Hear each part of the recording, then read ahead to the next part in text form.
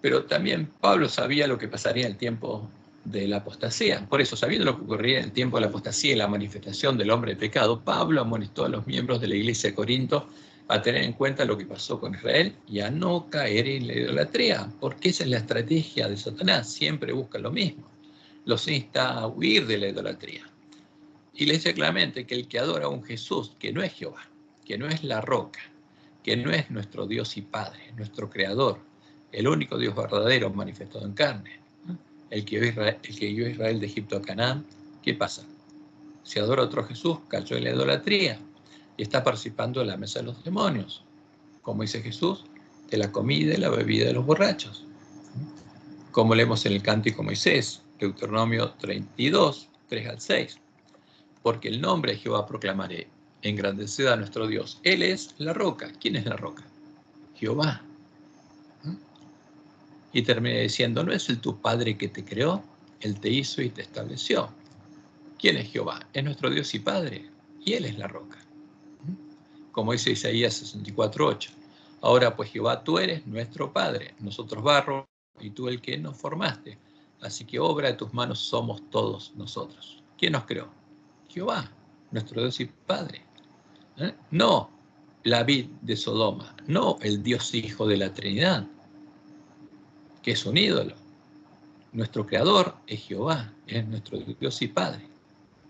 Y por eso, Pablo, uno de los miembros de la iglesia primitiva que elevaban la bandera que decía purificante a Jehová, ¿qué les dice a los hermanos de Corinto? Porque no quiero, hermanos, que ignoréis que nuestros padres todos estuvieron bajo la nube y todos comieron el mismo alimento espiritual y todos bebieron la misma bebida espiritual, porque bebían de la roca espiritual que los seguía, de Jehová. Y la roca era Cristo. ¿Qué le está diciendo? Cristo es Jehová. El que se hizo hombre es Jehová, el único Dios verdadero. Por eso en 1 Timoteo 3:16 dice que es el misterio de la piedad. Porque Dios fue manifestado en carne. ¿Qué Dios? El único Dios. Como dice, hay un solo Dios y un solo mediador entre Dios y los hombres, Jesucristo, hombre.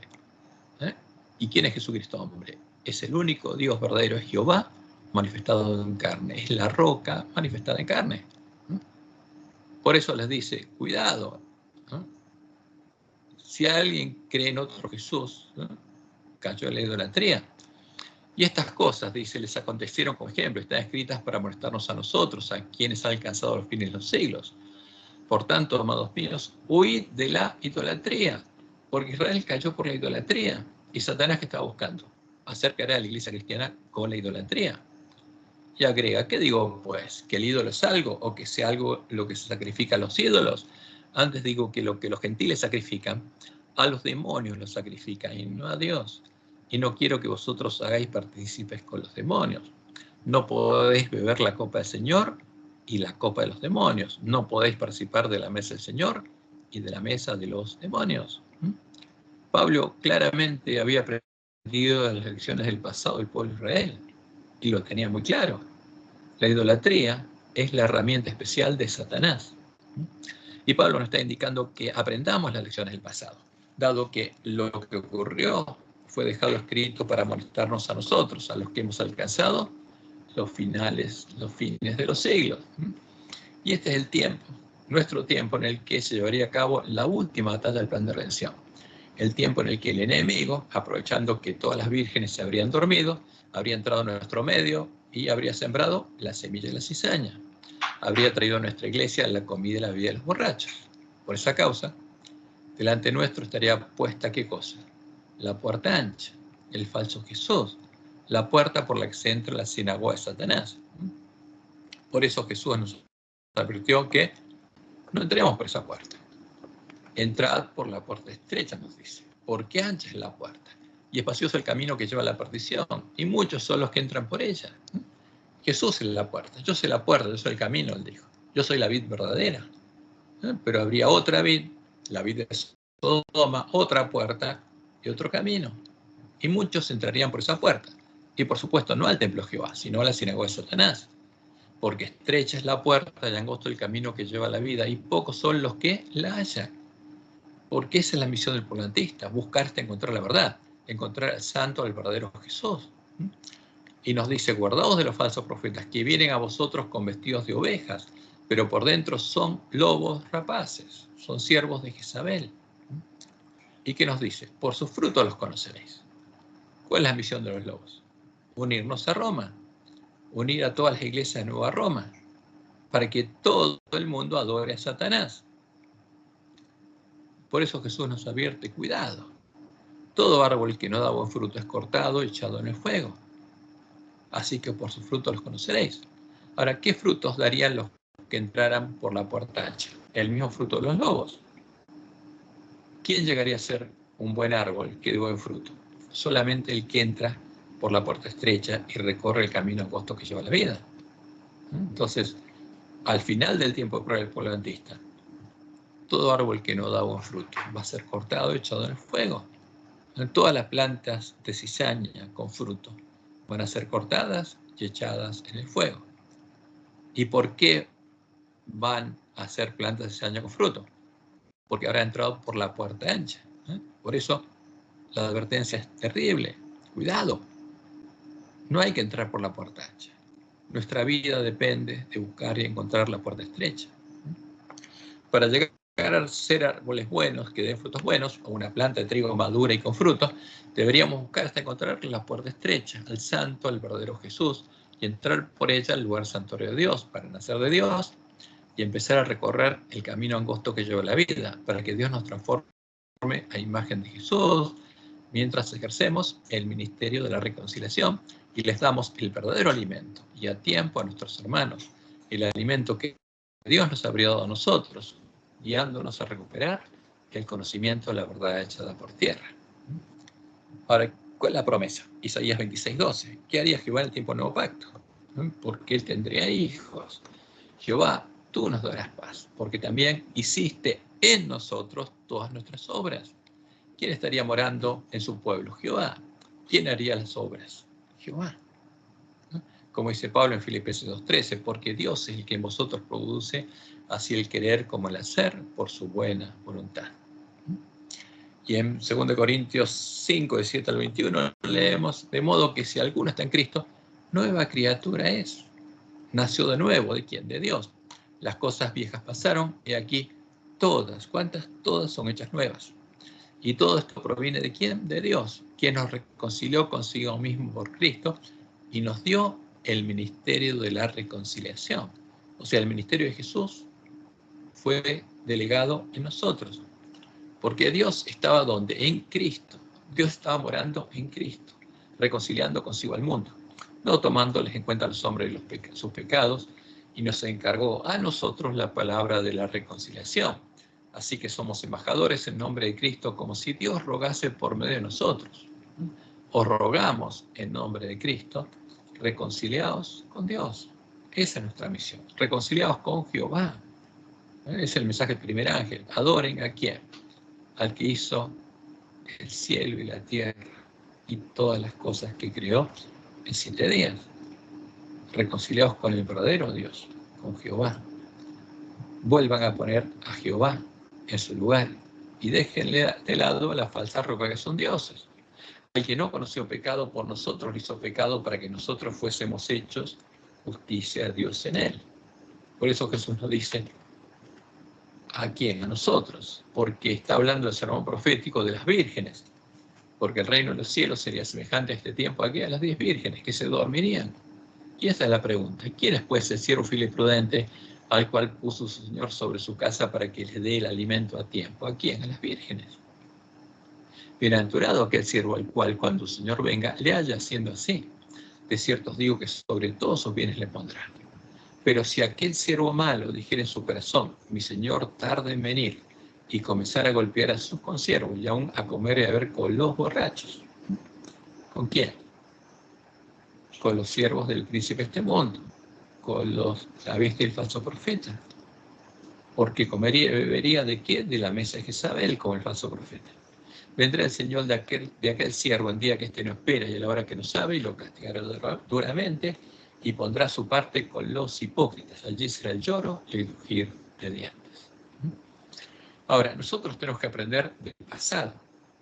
No solamente el pasado de Israel, especialmente el pasado de la iglesia cristiana. Tenemos que ver la historia y el cumplimiento de la profecía de 7 iglesias.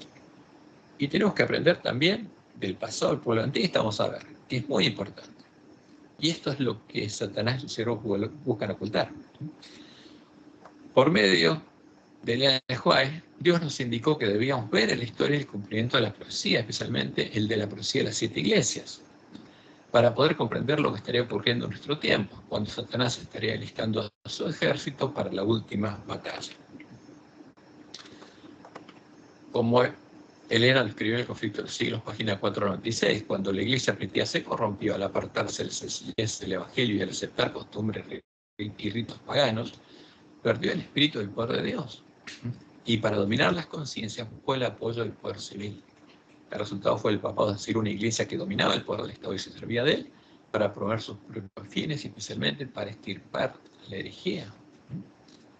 Ella dice, debemos ver el cumplimiento de la profecía, porque esto pasó y tenemos que buscar y encontrar cuándo pasó esto. Y nosotros ya vimos cuándo pasó, con el edicto de Tesalónica, el año 380 después de Cristo. Debemos ver la historia y el cumplimiento de la profecía. ¿Para qué? Para comprender el progreso de los eventos en el ordenamiento de las naciones para el conflicto final de la gran controversia. Porque la bestia y el falso profeta se unirían en puntos comunes de doctrinas para adorar al dragón. Y ya vimos que son los mismos puntos comunes de doctrinas que la bestia romana impuso justamente a todos los cristianos para que adoraran a la imagen definida esas doctrinas. Y el pueblo conocía a su Dios, no los adoró. Y siguiendo esta instrucción, en el estudio de la semana pasada podemos ver cómo, por medio del edicto de Tesalónica, el año 380 después de Cristo, la bestia romana obligó a adorar a la abominación desoladora de la que habló el profeta Daniel. Y pudimos ver cómo la bestia y el falso profeta ya se unieron puntos comunes de doctrina para adorar al dragón, adorando a la abominación desoladora de la que habló el profeta Daniel, la abominación a la que deben prepararle el camino, como lo manifestaron públicamente el 14 de febrero de 2010. ¿Y cuál es la abominación desoladora?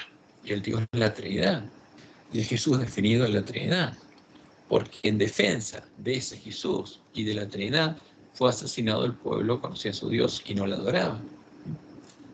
Ahora, y en nuestra lección, curiosamente, se incluye una cita en la que Elena de White dice que no tenemos nada que temer del futuro, a menos que olvidemos, ¿qué cosa?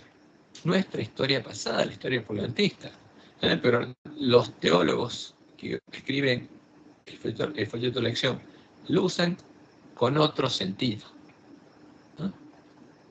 Fíjense lo que dicen nuestros teólogos en la lección de hoy, lección del viernes 8 de marzo de 2024. Dice, los salmos animan a los hijos de Dios de todas las épocas a esperar al Señor y a permanecer fieles a Él. Y ponen la cita en la White, no tenemos nada que temer del futuro, a menos que olvidemos la manera en que el Señor nos ha conducido y lo que nos ha enseñado en nuestra historia pasada, dice, la historia polantista. Pero, ¿para qué usa esta cita el autor de la lección? Para que entendamos cómo guió al pueblo de Israel en el tiempo de los salmos. Para que veamos la historia de Israel. Pero él está hablando de otra cosa y lo vamos a ver claramente. Y siguen diciendo, para que el pueblo de Dios pueda avanzar sin temor, necesita conocer los hechos de su historia. Claro que sí. Nosotros necesitamos conocer la verdadera historia de Israel, la verdadera historia de la iglesia cristiana, hasta nuestros días, y la historia del pueblo adventista. Dice, Elena de White aconseja a los creyentes que lean Salmos 105 y 106 por lo menos una vez por semana. Y agregan, la historia del pueblo de Dios demuestra que ninguna promesa de Dios que Dios haya hecho en su palabra quedará sin cumplirse. Esto incluye, por tanto, y fíjense las promesas, la que habla, las promesas divinas de protección individual en la actualidad. ¿Cómo? Las promesas futuras acerca de la segunda venida de Cristo, que establecerá el reino de Dios de justicia y paz en la tierra nueva. Entonces, ¿cuáles son las promesas? Dice, protección individual para nosotros y el resto es futurismo. Las promesas futuras acerca de la segunda venida. Y el reino de Dios viene después. Ahora, pero ¿qué pasa con las verdaderas promesas? Las promesas del Evangelio del Reino de Dios. Las promesas del Nuevo Pacto. No existen. Las eliminan. porque justamente lo que quiere evitar es que recuperemos el conocimiento de la verdad echada por tierra y que los lugares solo sean reedificados. Porque acá no están las promesas verdaderas. Las promesas en las que creía el pueblo de la Iglesia primitiva, la promesa del Nuevo Pacto, las promesas del Evangelio del Reino de Dios. ¿De qué evitan hablar nuestros teólogos? De la historia del pueblo adventista y de las promesas de Dios al pueblo adventista, anunciando que sería recuperar el conocimiento de la verdad y los lugares asolados serían reedificados por los sellados del pueblo adventista.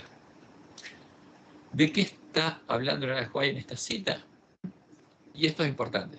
Ella estaba hablando del futuro desarrollo de la apostasía omega en medio de la iglesia adventista, por obra de los lobos que vendrían a nosotros vestidos de ovejas, y estaba hablando de la forma en la que Dios había guiado al pueblo adventista en el tiempo de la apostasía alfa, en la que se había intentado introducir en medio de la iglesia adventista el alfa de las herejías mortíferas sobre la presencia y la personalidad de Dios, la doctrina en la que ella identificó como la doctrina que enseñaba Jezabel en Tiatira y lleva a conocer las profundidades de Satanás.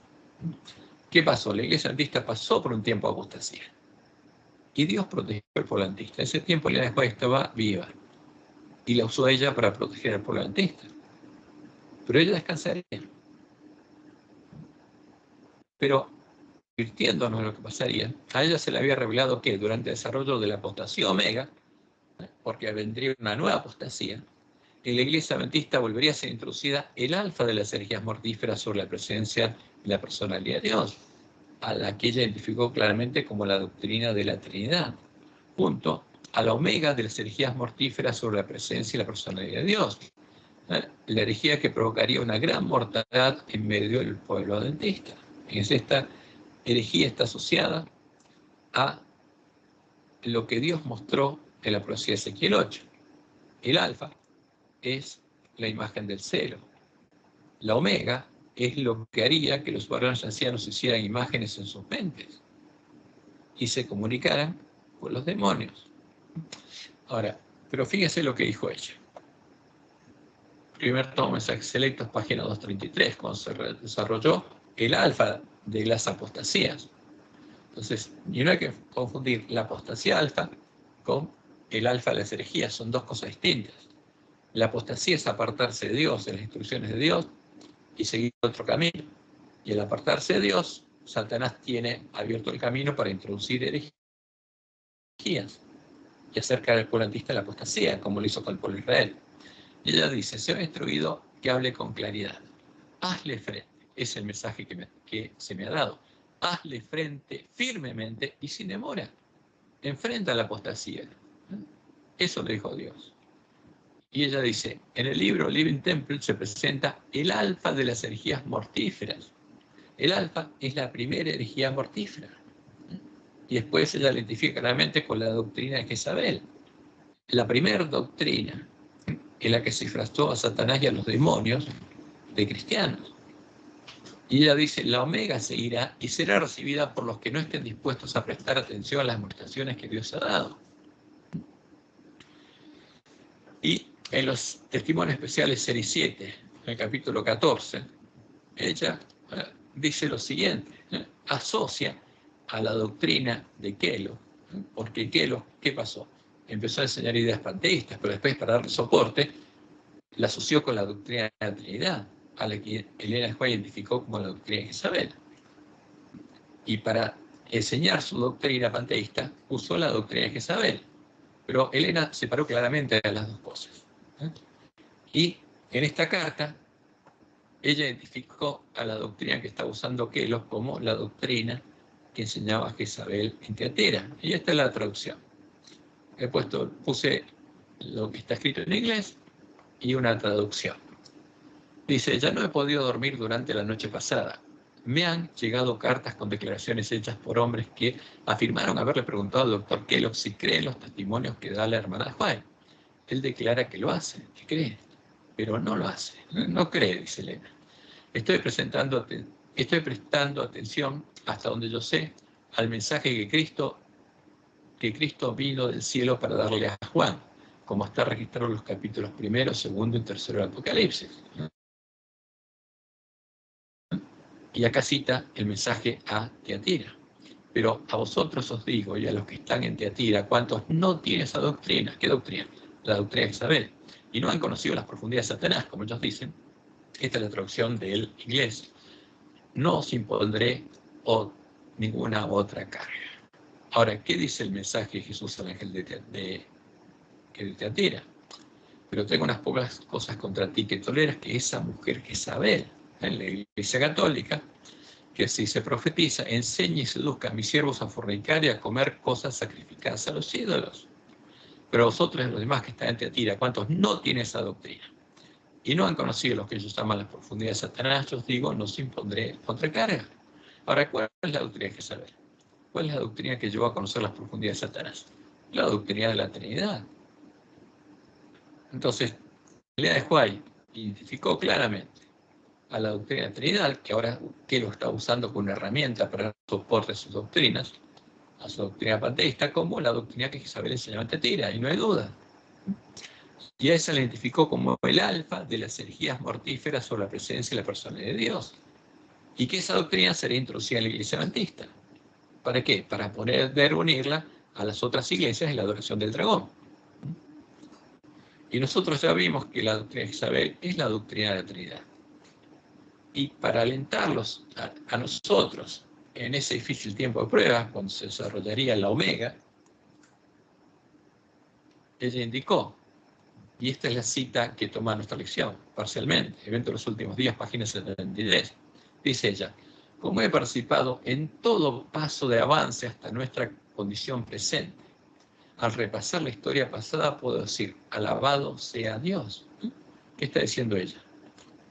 Se había manifestado la apostasía alfa a partir de 1888, cuando persiguieron a Wagonis y Jones para que no predicaran el mensaje que Dios les había dado.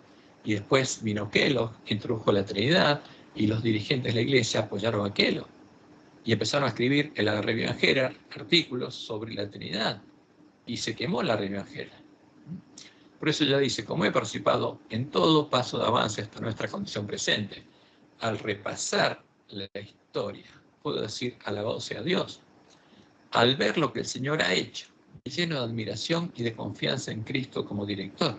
Y por eso dice, aunque venga la Omega, no tenemos nada que temer del futuro, a menos que olvidemos la manera en que el Señor nos ha conducido y lo que nos ha enseñado en nuestra historia pasada. Y por supuesto, Satanás buscaría esconder lo que nos enseñó. Buscaría esconder que la iglesia adventista se intentó introducir la Trinidad, y Dios, por medio de la cual identificó como la doctrina que Isabel enseñaba en Tiatira, y que ese es el alfa de las herejías mortíferas sobre la presencia y la personalidad de Dios, en la que define al ídolo el que adora a Roma. ¿Qué le había mostrado Dios durante el desarrollo de la apostasía alfa? Por supuesto, esto es lo que quieren esconder. Lo siguiente. Primero, la iglesia, o Battle Creek, la conferencia general, la asociación general, estaba en la condición laodicense, como la estaría el pueblo adventista en su última generación, antes de ser despertado por el clamor de medianoche, y Dios no estaba en su medio. Y esto es clarísimo. La iglesia se encuentra en estado laodicense. La presencia de Dios no está en su medio. 1898 lo declaró. ¿Dios estaba dirigiendo a los dirigentes del pueblo adventista? No. Y estos estaban apoyando ¿a quién? A Kellogg. Y estaban introduciendo y predicando la doctrina de la Trinidad, a la que Elena de White identificó claramente como el alfa de las herejías mortíferas sobre la presencia y la personalidad de Dios. Y lo mismo pasaría en nuestro tiempo, pero no solamente se introduciría el alfa, sino la omega.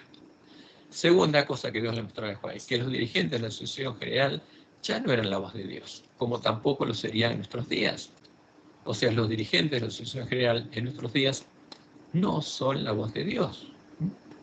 Dice ella, la voz de Battle Creek, que ha sido considerada como autoridad para aconsejar cómo debiera hacerse la obra, ya no es la voz de Dios. Eso lo dijo en 1896. Después la próxima cita, en 1898, han pasado algunos años desde que he considerado a la Asociación General como la voz de Dios. Ya no la consideraba. Sabía que estaba en apostasía. 1901, el hecho de que estos hombres debieran estar en un sitial sagrado como si fueran la voz de Dios al pueblo, como creíamos que la Asociación General lo era, es un asunto del pasado, no es la voz de Dios. Y la tercera revelación que ya indicó claramente es que la iglesia estaba en apostasía, pero aún Dios seguía llamando a su pueblo al arrepentimiento. Señal de los tiempos, 13 de noviembre de 1901, Evento de los últimos días, página 59. Dice Elena, la iglesia ha fallado, tristemente fallado, en satisfacer las expectativas de su Redentor. Y sin embargo, el Señor no se retira a su pueblo, todavía lo soporta. No porque se encuentre en ellos ninguna virtud, sino para que el nombre de Dios no sea deshonrado ante los enemigos de la verdad y la justicia, para que las agencias satánicas no puedan triunfar destruyendo al pueblo de Dios. Porque los que estaban dirigiendo a los dirigentes del pueblo antista, ¿quién eran? Las agencias satánicas, que buscaban hacer caer al pueblo antista en la idolatría y después destruirlo. Y sigue siendo Elena, él ha soportado pacientemente su indocilidad, incredulidad e insensatez. Los ha disciplinado con maravillosa paciencia y compasión. Si ellos oyen su instrucción, como Jesús le dice al ángel de la Odisea, si alguno oye mi voz, Él los limpiará de sus tendencias perversas, salvándolos con una salvación eterna y convirtiéndolos en monumentos eternos del poder de su gracia. Por eso, el tercer mensaje que Dios le dio al polandista por medio de Juan es que si no oyen su voz, Él los dejaría, como dejó Israel. Y esto lo dijo Elena el 21 de abril de 1903. Está en el evento de los últimos días, páginas 61 al 62. La iglesia adventista del séptimo día debe ser pesada en la balanza del santuario. Será juzgada conforme a las ventajas que haya recibido. Si su experiencia espiritual no corresponde a los privilegios que el sacrificio de Cristo le tiene asegurados, si las bendiciones conferidas no la capacitaron para cumplir la obra que se le confió, y nuestro primer trabajo era recuperar conocimiento de la verdad, se pronunciará contra ella la sentencia hallada falta. Será juzgada según la luz y las ocasiones que le fueron preparadas. Las solemnes advertencias que nos han sido dadas por la instrucción de instituciones valiosas y útiles, porque esto pasó cuando Dios permitió que se fuera destruido el sanatorio y la revivajera en Battle Creek. Nos dicen, dice ella, recuerda por tanto donde has caído y arrepiéntete y haz las primeras obras. Y agrega, a menos que la iglesia contaminada por la apostasía se arrepienta y se convierta, comerá del fruto de sus propias obras hasta que se aborrezca a sí misma. Si resiste el mal y busca el bien, si busca a Dios con toda humildad y responde a su vocación celestial en Jesucristo, si permanece sobre la plataforma de la verdad eterna y si por fe realiza los planes que han sido trazados a su respecto, ella será sanada. Aparecerá en la sencillez y pureza que provienen de Dios, exenta de todo compromiso terrenal, demostrando que la verdad la ha hecho realmente libre. Entonces sus miembros serán verdaderamente elegidos de Dios para ser sus representantes. Dios sigue llamando al polantista. Y en esta cita, que también está dentro de los últimos días, página 60, dice ella, el Señor Jesús siempre tendrá un pueblo escogido que le sirva. Cuando el pueblo judío rechazó a Cristo, el príncipe de la vida, Él les quitó el reino de Dios y lo dio a los gentiles. Dios continuará obrando en base a este principio con cada rama de su obra. Cuando una iglesia demuestra que es infiel a la palabra del Señor, cualquiera sea su posición y por alta y sagrada que sea su vocación, el Señor ya no puede trabajar con ellos. Otros son entonces escogidos para llevar importantes responsabilidades, pero si a su vez estos no purifican sus vidas de toda acción incorrecta, si no establecen principios puros y santos en todos sus límites, entonces, dolorosamente, el Señor los afligirá y humillará, y, a menos que se arrepientan, los quitará de su lugar y hará de ellos un motivo de ignominia. Era una advertencia muy fuerte, y se cumplió. Esto es lo que sucedió con los dirigentes de la Asociación General en 1903, cuando Dios le indicó a Juárez que se apartaran de ellos porque Él ya los había dejado y las agencias satánicas los controlaban. Y es lo que Jesús anunció que sucederá con las vírgenes insensatas y con los siervos malos del pueblo adventista, al comenzar el tiempo de angustia. Y acá, en los testimonios especiales, serie 7, número B, B7, páginas 30 al 31, está lo que ella advierte al pueblo adventista sobre ir a Battle Creek o mandar a sus hijos a Battle Creek. Y vamos a leerlo en esta traducción. Dice ella: se nos ha dicho que vendría y ha llegado. O sea, lo que ella estuvo anunciando, que Dios dejaría a los dirigentes de la ciudad general, no ocurrió. El enemigo ha estado trabajando bajo una especie de invención científica, tal como trabajó en el Edén. No puedo especificar todo ahora, pero les digo a nuestras iglesias: tengan cuidado con las representaciones provenientes de Battle Creek, que los llevarían a ignorar las advertencias dadas por el Señor sobre el esfuerzo de hacer de ese un centro educativo. Y fíjense con lo que advierte ahora: no dejéis que vuestros hijos e hijas se reúnan allí para recibir su educación. No los manden más a Battle Creek, está diciendo. Poderosas agencias han estado trabajando sigilosamente allí para sembrar las semillas del mal. O sea, ¿quién tomó el control? Satanás. Nuevamente les digo a todos: mantengan a sus familias alejadas de Battle Creek. Aquellos que tan a menudo se han opuesto a los esfuerzos en salir de Battle Creek, algunos de ellos serán seducidos de la verdad.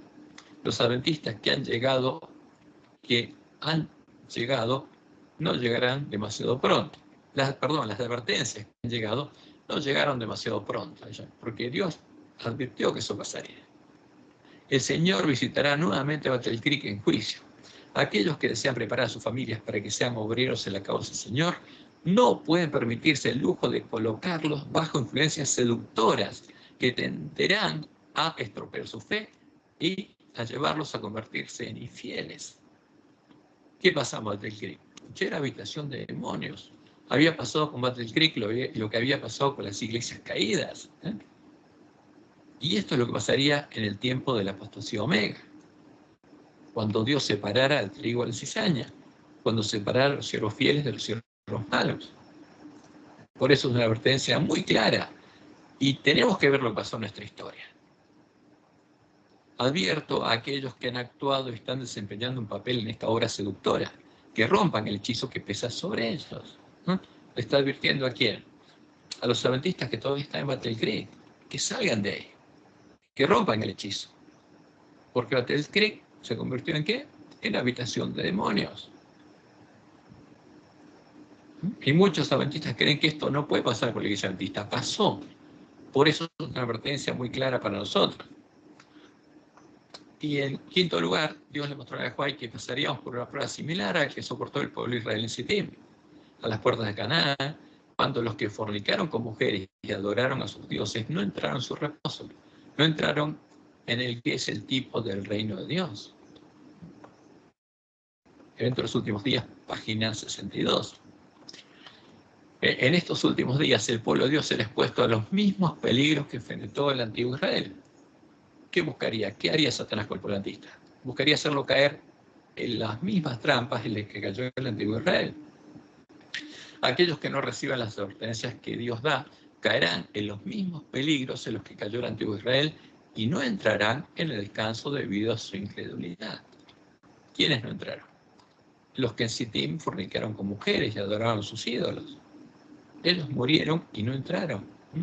El antiguo Israel sufrió calamidades debido a sus corazones no santificados y sus voluntades indóciles.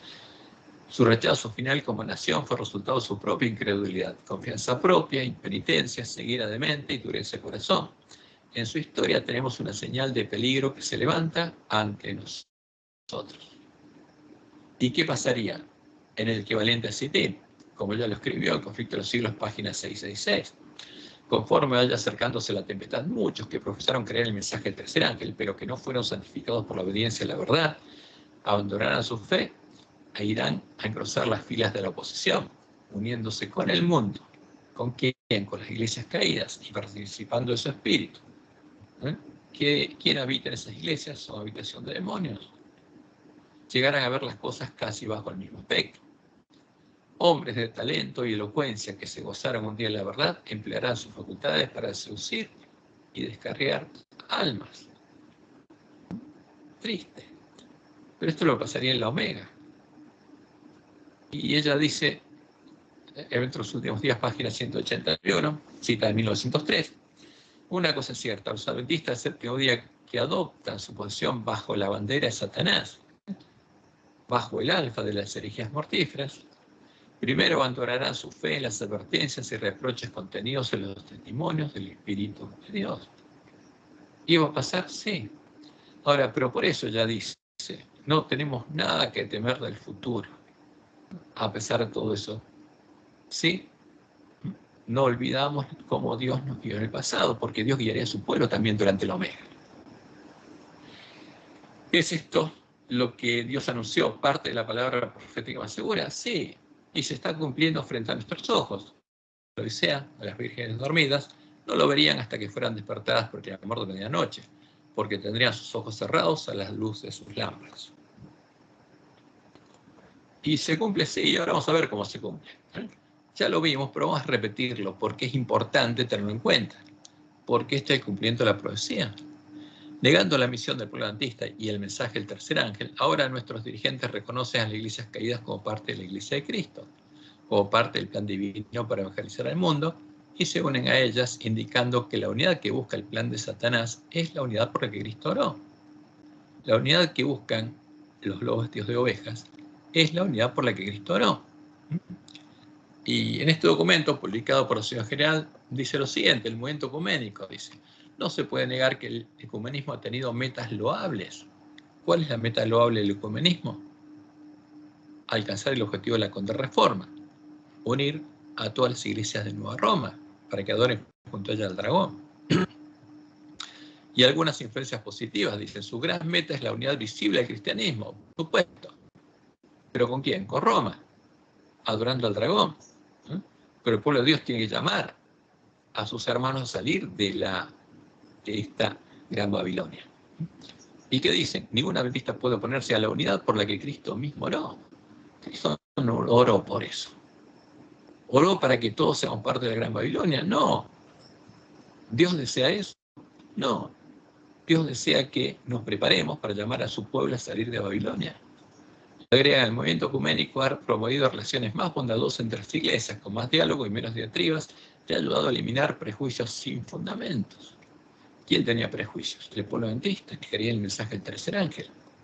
Es el prejuicio sin fundamento. Por supuesto, el que escribe esto debe ser un lobo vestido de oveja, porque ningún adventista que conozca lo que Dios reveló puede decir esto. Y hablan de las relaciones con otros cuerpos religiosos. E indican que ahora el reglamento eclesiástico administrativo de la Sociedad General número 75 afirma que los adventistas reconocen toda agencia que eleva a Cristo ante los hombres como una parte del plan divino para la evangelización del mundo. O sea, reconocen a la bestia, el falso profeta, como parte del plan divino para la evangelización del mundo. Pero la profecía es clara. Son parte del plan divino de Satanás para engañar al mundo entero. ¿Y qué hacen nuestros dirigentes? Hacen esto ¿para qué? Para que nosotros nos unamos a ese plan divino, porque es la misión de ellos, unirnos al plan divino de Satanás, al plan divino de la bestia y el falso profeta. Y agregan, están ocupados en ganar almas para Cristo. Pero la bestia y el falso profeta están buscando que todos los hombres adoren la imagen de la bestia y reciban la marca del dragón.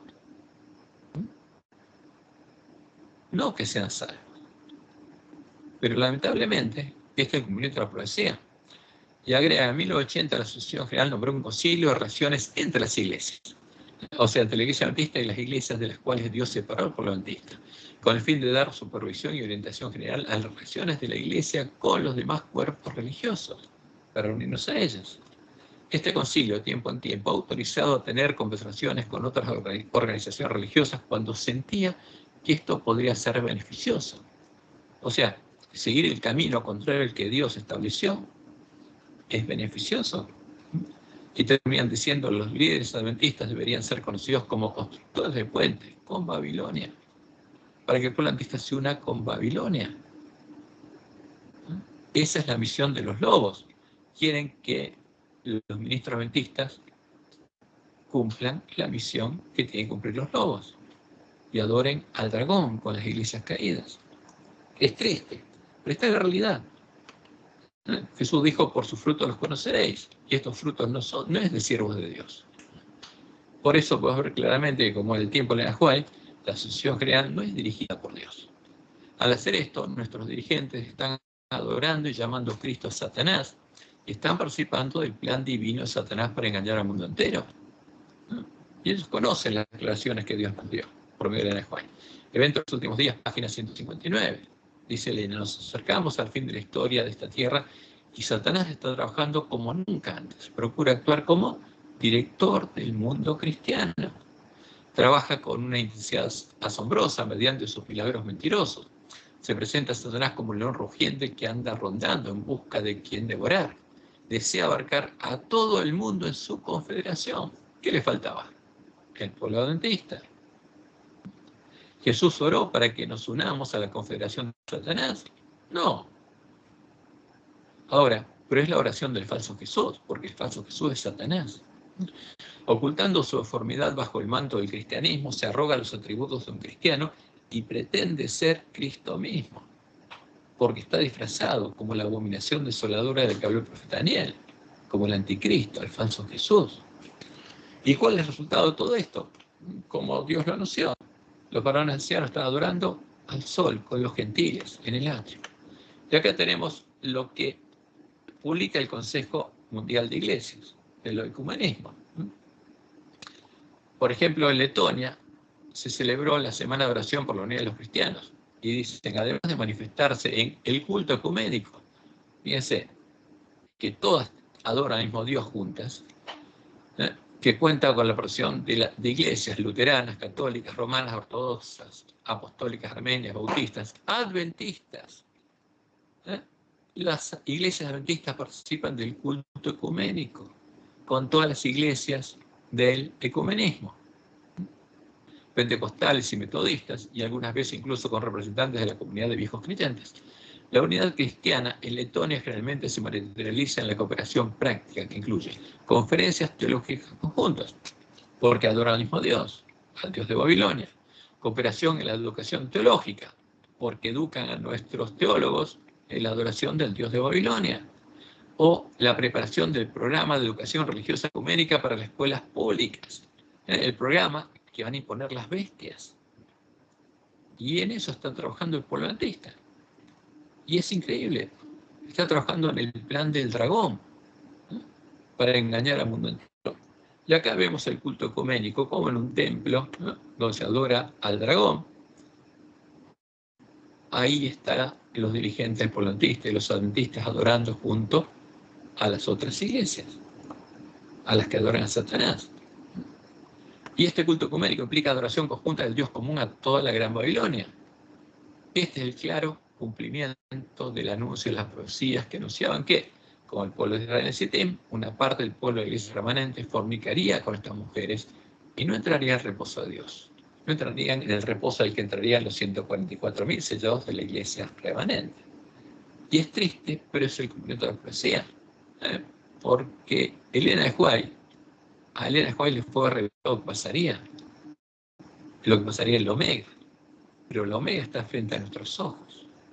Y por eso, lo que Dios le dijo es que no tenemos nada que temer.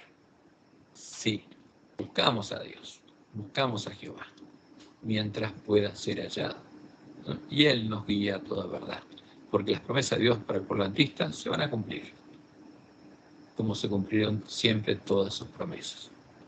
Y ahora, después de entender esto, porque es importante que lo veamos, estamos hablando de las lecciones del pasado, y no podemos dejar de mostrar al pueblo adventista lo que pasó con la iglesia adventista, porque muchos adventistas creen que la asociación general es la voz de Dios, y claramente no lo es, porque estaban fornicando con estas mujeres, las iglesias caídas, y estaban adorando al dragón, como Dios anunció que pasaría.